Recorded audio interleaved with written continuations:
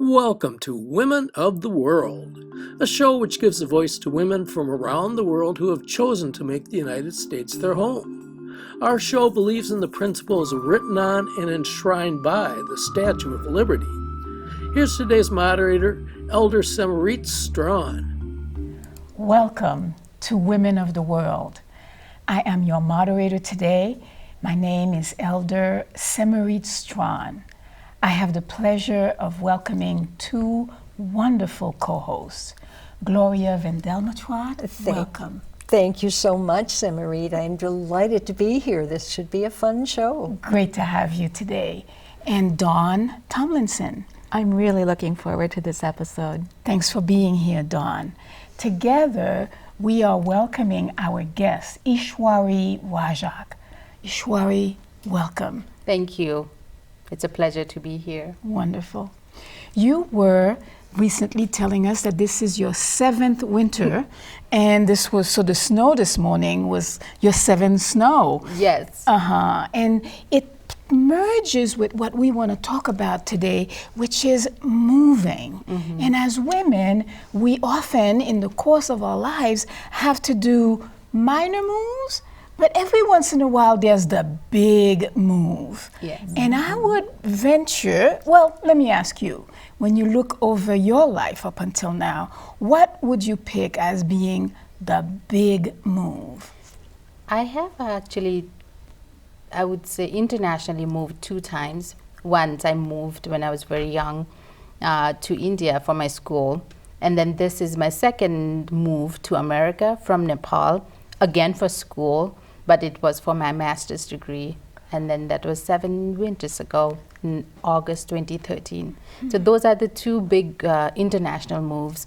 Of the smaller ones, I've moved within my country a few times. Mm-hmm. Those were small ones. Can you tell us what you were able to bring with you? I'm just thinking about such a massive international move. What could you bring along?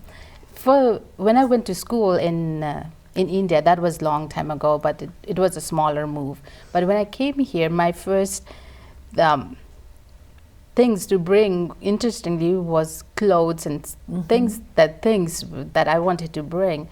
And somebody told me, oh, the things are not that expensive, but you will be able to afford it because all the money that you will be paying, do not take too much of them. Mm-hmm. But I still brought 2 full bags of clothes. Mm-hmm. And I still have some of them that I never wore them. Oh. And I did pay extra baggage mm-hmm. Money for that. So I'm like, yes, that was a big thing. I brought clothes. Yeah.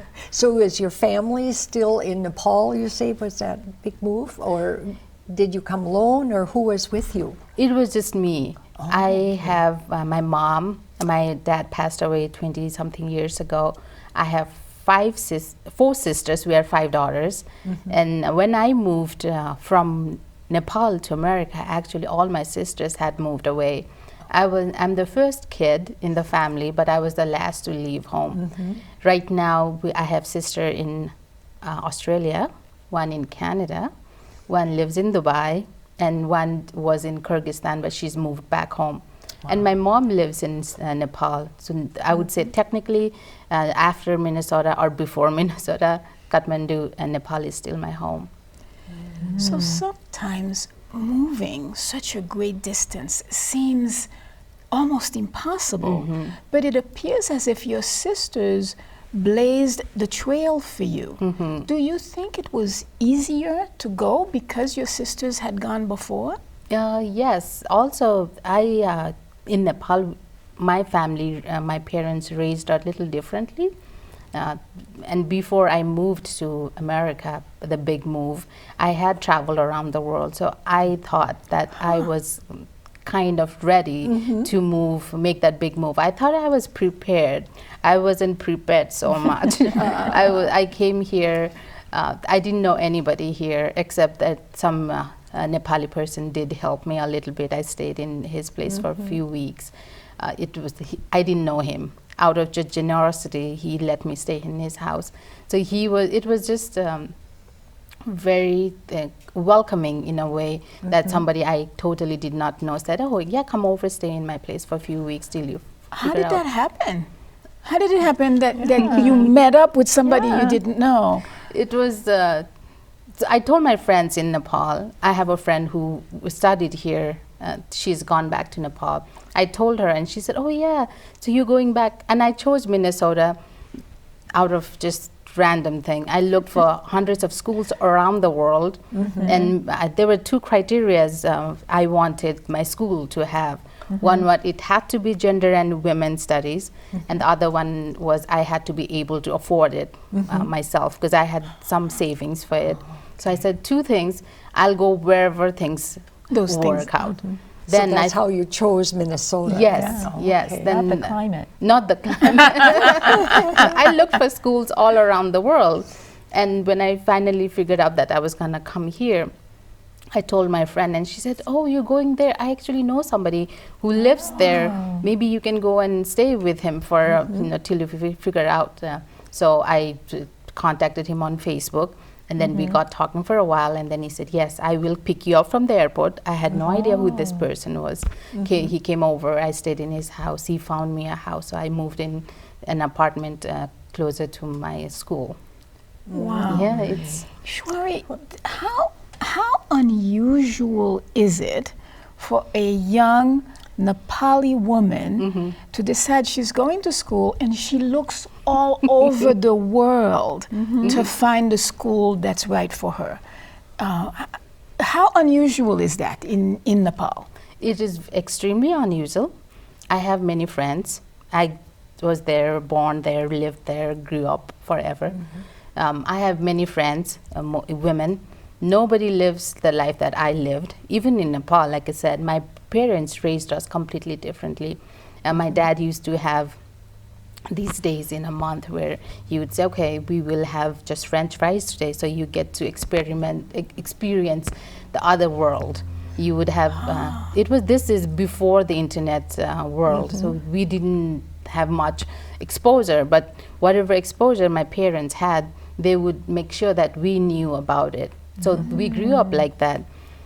And my mom read a lot. Again, she made sure that we knew a lot of things about the world. And when we grew up, my mom was the one who told us, you must go out and then explore the world. So going out, we would stay late outside, which is extremely unusual. But she had a rule that we had to come back home, no matter what time it was, whether it's 12 at night, whether it's at 6 in the morning. And there was also 5 of us, so we would stick together. All 5 of us went out, then came home, whatever time it was. So it was my mom who imparted these habits and values in us. So as a grown-up woman looking around the world for gender and women's studies, knowing what I wanted to do, and then having that freedom to say, okay, I found a school, I'm just gonna go, is almost like unusual. How did the weather affect you then? Because Minnesota is so cold in the winter, and this has to be something totally foreign to you. Yes. How did you acclimate yourself, or what did you think when you first saw snow here? It was, I came here in August 2013, so it wasn't that cold to start with. Right. I was wearing shorts. Then it became cold. I was like, okay, what is this? And the good thing was I didn't know the harmful thing that could happen with being so cold. And I also heard that 2014 cold, the starting is the coldest it has been for a really long time. It was very cold. There was one time I remember, because I would walk from my apartment to the school, which was about 15 minutes, but it was snowing, so I said, oh, I'll just go to the next side, because across from the street was the bus stop. So I went over to there, just waiting. So I wanted to make sure that I didn't miss the bus. So I stood there in the open, snowing, cold, and probably just dressed up as I knew, not Minnesota dressed. So I just stood there, waiting for the bus for a while. And then my eyes started to water because it was so cold. Yeah. Then I started to cry. Thinking of all the things that has happened. I was like, no. So it's been, winter I love the snow. When I first saw the snow, I remember I was in the school doing my work, and there was this big glass panel, and I saw the snow come down, and I just got distracted. I looked outside, and my friends were like, "What are you looking at?" I said, "It's snowing." And I said, who's throwing this snow from the sky? She said, "It just is snowing." I said, "I wonder who is just throwing this snow from, it's so beautiful." And I looked at the snow, and then it is like in the pictures, you know, these little stars, and it's so amazing. I love snow, but I don't like cold. I love snow. I think we can all agree do with to you, yes. Well, I noticed that you're wearing a beautiful outfit today, and is that from Nepal? Yes, this is from Nepal. I'm wearing chura, bangles. I'm wearing pote, beads is a big part of Nepal. I'm wearing tika, which is tika, and some makeup. It's looking beautiful, taking care of yourself is a big part of my culture. My mom, she would wear these glass bangles, and then she would, you know, wherever she's walking around, I could hear her bangles. So that was the thing. It's so soothing for us because we grow up with that. So today I did a little bit of looking Nepali. What else were you able to bring with you in your limited luggage? Things from home. I wish I had brought more Nepali things, but these are just few things. I did bring some bangles, some tika, and some beads. I think that's about it. And I did bring a Nepali dress with me. It's just like a gown. It's influenced by the people, other ethnic group. It's not my ethnic group dress, but I combined it and made it. It's easier to wear that than sari, but I did wear a sari. It is beautiful. Thank you for wearing it. Ishwari, what were your biggest obstacles, your biggest difficulties as you've made this big move? It was very isolating and scary. When I came here, I was very excited about everything. You know, the perception of America outside America is so different. I came here extremely isolating. The food was a big thing. I couldn't eat anything. I ate bread and jam, I think, for a few weeks. And other thing was, so I took gender and women's studies, which included talking about and studying about violence and the violence that people, especially women and indigenous people, go through here and have been through. Right. So I would take this family violence class on Friday morning at 8 in the morning. So I would go to school. It was really, really scary for me, all the things that I studied. So I would come back to my apartment, lock my door, all the windows, and I would just stay there because it was really scary. It was totally what I had not expected, to be scared in America. I thought it was... You didn't know anyone. No. And that, I think, in any move, no matter whether it's an international or within state or within a town, a city move, you go to a new area and you don't know anyone, you don't have a bank to use, a doctor, a dentist, and all that sort of thing. Yes. So, but just knowing people and someone, it sounds like you're very outgoing. I've learned. And you needed to meet people. How did you meet people then? How did that happen? Was it through school? Yes, through school, Mankato School, where I went to, Mankato State University. It has different school clubs. And Nepalese Student Association is one that's there. So I got involved with it a little bit, some not as much as I would have wanted to, but then I made friends. I only have one Nepali friend, by the way, here in Twin Cities, and she's the friend that I made in Mankato. She was in school before me. Then we got talking. She moved away. Now she's back, and we're very close friends. I go to her place, just drop there for tea. Not even. I say, "Hey, I'm coming over." She's like, "Okay, you're doing Nepali thing. Come over." No advance notice, 5 minutes. Doing the Nepali thing is I'm coming over and I don't have to give you notice. Yes, 5 minutes. I'll be there in 15. Just very community oriented. Yes.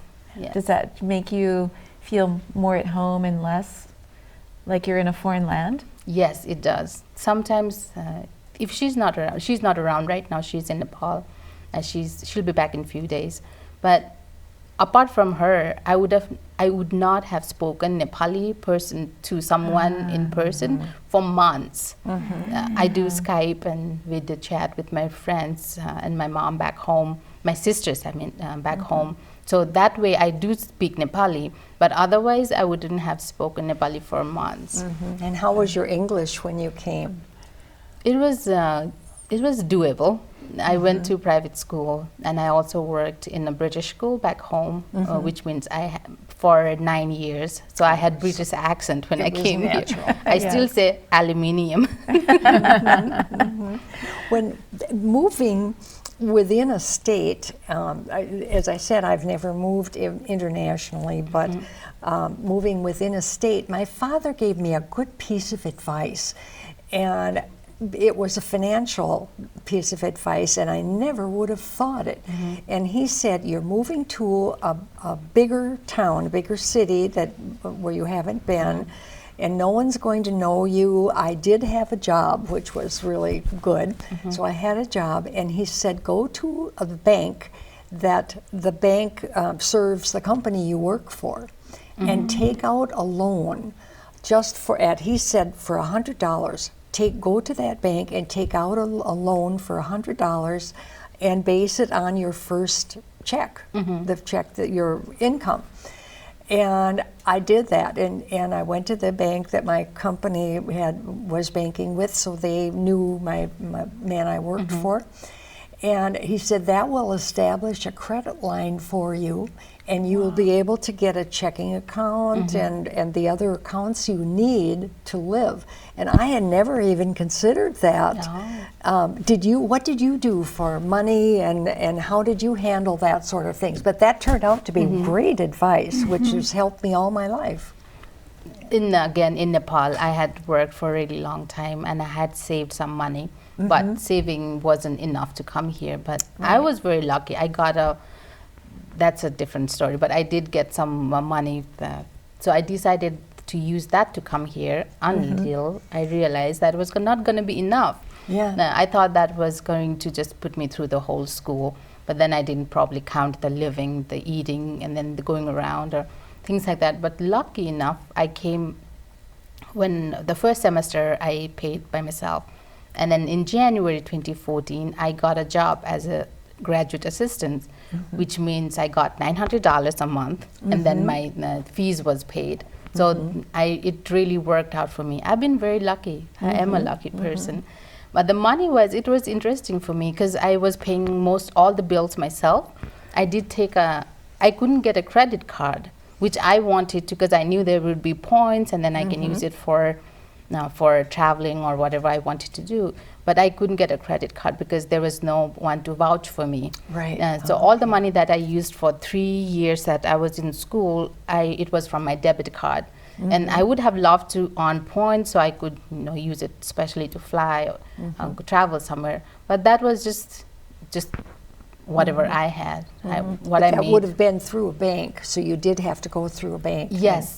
Most in Mankato University, I noticed there are 2 banks. There's Wells Fargo and there's Affinity Plus. Just another bank. Okay. Yes, I just knew. My life was very limited to just the school and what was around the school. Ishwari, I know that you've also traveled since you've come here. How was it different when you had been firmly established here and you decided to do pretty extensive traveling? It wasn't exactly a move, but what was different as you were planning these travels compared to when you first came to the U.S.? I would say I was more confident. I knew the money part. I had credit card, and now I have 2 credit cards. That's what I decided, just 2 is fine. So knowing that I have the capacity to spend, or if anything happened at all, I have credit card, even though I'll have to pay. that gave me more confidence in just saying, hey, I can do this. And that was one of the big change I've noticed. And also I've evolved in last 6 years so much, being by myself, being through these experiences that I never thought I would, good and bad, all of it has made me a very different person. So that one, and I'm also wiser, so all of that has added to my experience, just traveling and living life more confidently. Yeah, I think that I've discovered that too as I go back to my birth country. I feel that just being able to get around gives me the confidence of approaching other new situations. So you already had gone to India, and then coming here, do you feel at that time you were just pretty confident that you would be able to overtake any obstacles that came your way? Yes, like I said, I had when I decided to move here, I had worked almost for 15 years. Yeah. And I've been out of home many times. I had traveled to many countries. I've been, because my sisters were away at that time already, so I had traveled relatively a little bit more. So yeah, I was confident enough, but I wasn't prepared for a lot of different things that happened here. But I guess that's just life. Did you bring your sisters and mothers here to visit you? Not yet. My sister who lives in Canada, she comes here more often, but otherwise no. Maybe in a few years. I need to be more stable, financially especially. Ishwari, think for me of a 17-year-old Nepali young woman. What advice would you give her if she's considering a big move? Any advice about where to go, how to prepare? What would you tell her? For the 17-year-old me and anybody else, I would say the one thing as a woman you really have to learn is to say no. I wish I could have said more no's just in my 6 years of experience, especially being in a totally different place and not knowing many things. So I would say be very confident to say yes and to say no, and that builds up your more positive experience in life. So that you're doing exactly what you want to do. Yes. And you know, because you get into situations, especially here, I've been in situations where it's been life-threatening, and I could not say no just like right away. I was like, I could feel that it wasn't working for me, but I did not have that confidence to just go away, because you have family, you have friends to lean back on. You can say no more easily, hopefully. We know the situation. But here, I was like, oh, maybe, you know, this was more safer for me, because being in the situation, or especially in people like that, you know it's not good for you, but you still like, maybe, you know, I'm safer this way, which at the end you realize it's not. So having that confidence is to say no and still knowing that you're going to be fine. I would say that's very important. It's powerful for me to hear you. So the advice that you would give a young woman has much less to do with where to go, what to pack, and much more to do with inner fortitude and character. Right. Yes. That's right. Yes. That's powerful. Yes, I would say Very, things just, you have 2 bags of clothes today, I can just move around with two sets of clothes right now. Yeah. What's inside is more important for me. Do you think that has developed for you through the years as you have gained all of these experiences? Yes, it has a lot. I am in the situation, or at least for me, like I said, I needed 2 bags of clothes when I came here. But for now, I know I can just go anywhere and then start all over again with what I have right now, just like this. That's really very amazing. What makes a young woman who's traveled around the world, is confident, has worked, what makes a woman like that pick gender studies to focus on? I've always been a woman with voice back home. I was told many times by people around me say, hey, don't talk to her, she has a voice, she'll tell you things back, just be careful, like don't mess up with her. So it was obvious that I would go after or go about women's studies, women's rights, women's issues, especially young people, especially women, girls' issues, because I've been through bad things in life as a very young woman. So I could tell, I knew the things that were happening were not right for me, or they were not, I should not have gone through those things. So I was very quiet, but very angry at the same time. Quiet, angry person. Wow. So I knew that I wanted to do something for women as a whole, or even just, I know that's a big word saying as a whole, but when you make a difference in just one girl or one woman's life, even my life, when I'm stronger, I can make things around me a little better for everybody. To what do you attribute that strength? It takes strength to make decisions that are really going to affect your life in a different way, to take a chance, to take to dare to do something that isn't expected of me. And for you to dare to come to the United States from Nepal was a huge leap of faith, that took a lot of strength to make that decision to do it. Where do you think that strength came from? I would say from my mom, from my parents, and people around me.